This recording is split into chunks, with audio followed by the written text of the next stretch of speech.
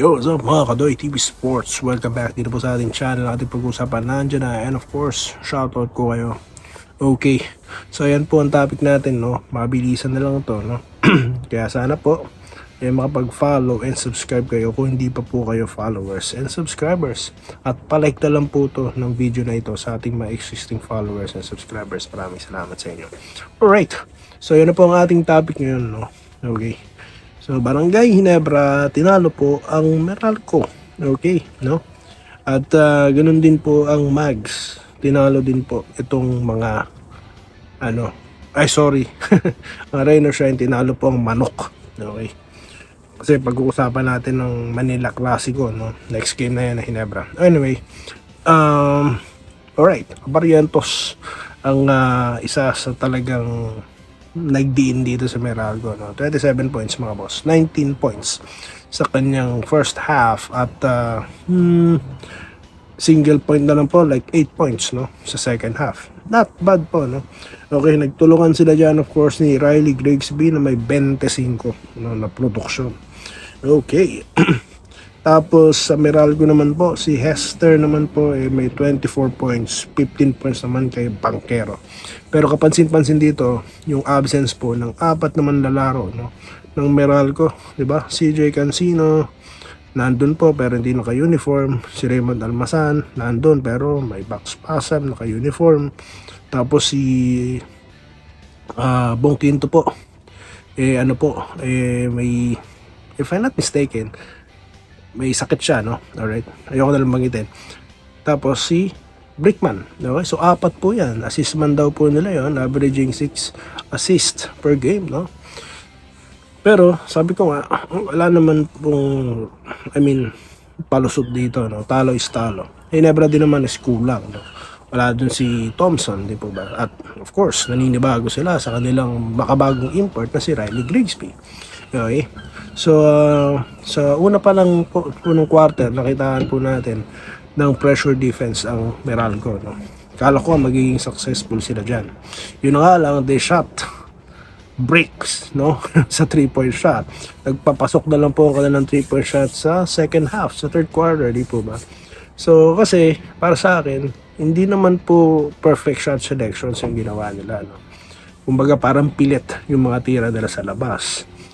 Although, nakita po natin that they try to run dahil yung ginawa po ng import ng Rainer Shine na si Fuller na nag-operate siya sa loob, yun din ang ginawa neto ni Hessler, no?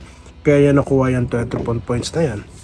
At kahit naman po malaki ang frontline ng Ginebra, Meralco managed to grab 20 rebounds, mga boss, offensive rebounds. So purely effort itong mga ito. Okay. Pero sa huli, wala daming pamatay sunog ng Ginebra Magic bunot si Isaac Go. Diba? 2 points plus 3-point shots. Or 3-point shot, di po ba? Kaya po, habol ng habol dito ang Meralco. Pero natalo pa rin sila. Okay. Nagtataka ako dito sa laro ni Newsome, parang tsaka ni Hodge, parang parang iba yung laro nila, no? I do not know, no? Pero anyway, sa kabuuan po ng laro na ito, talagang kailangan manalo na Ginebra, kaya diniin nila at nanalo sila. Okay, congratulations sa mga taga-barangay. Mabilis lang po tayo sa Magnolia. Ang Magnolia naman po, ang Magnolia natalo sa Rainer Shine. Sinilip ko yung laro kanina, akala ko po may chance silang matalo ang Rainer Shine. At least dikit sila, di ba? Dikit tulad ng pagkatalo ng Ginebra. Pero Ross is doing their best games na naman, mga boss, no? Okay, yung perfect execution of plays nila. Kaya po tinalo nila, kahit po para sa akin mas malakas ang lineup niya itong Magnolia, pero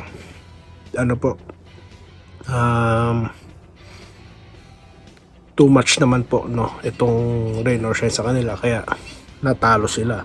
Ngayon, magkakaharap sila ng Ginebra, di po ba? Ay pag-usapan po natin ang mga matchup na yan sa susunod na content natin. Okay? So, hindi po maganda itong posisyon ngayon ng Mag. Sila po ang pinakahuli. Di ba? Meron silang kartadang 1 win, 3 losses. for sure, they will do everything to win no, sa Sunday. Kaya maganda pong pag-usapan yan sa next content. Shoutout na po tayo mga boss. Alright. Kay Robert Cabiab, nagbabounce back game. Alright. Vincent Nava, nag-good day. Versus Lau Hapon. Okay, good day din po. Kailangan daw po manalo. Nanalo na po. Juan Ryan Cantor, bounce back Friday. Good luck. Alright. Ken Villar, good day idol. Hula ako pagdating sa dulo ng eliminasyon. Hinebra pa rin daw. Hula ko din po yan, sir. Archie Makiran, good day tropa. Pag hindi daw nanalo mamaya ang Wings. Or go home na raw si Riley.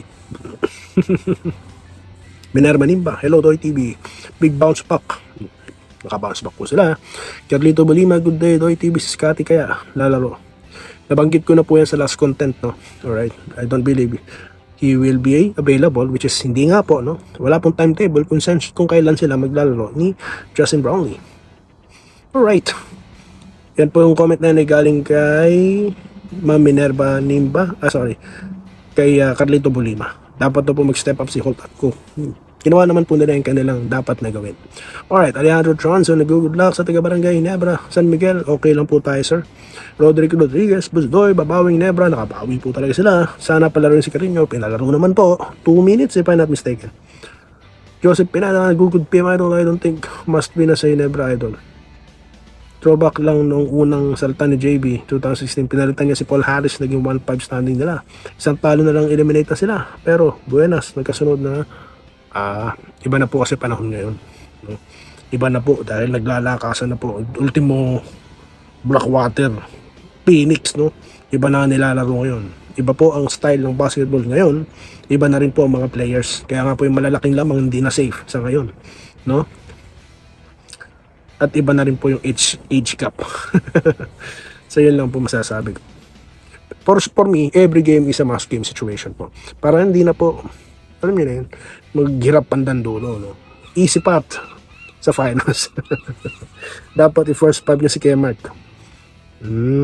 I don't think so na mangyayari yan, sir. Vincent Nava, yung big man ng Ross, pwede rin siguro din yan.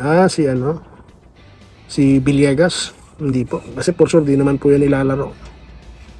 Dapat ibabad mo na si Kemart para makuha mo. Yun din po nabanggit ni Kinito Henson kanina, no? Pero diskarte po ni Coach Tim Con yan, no?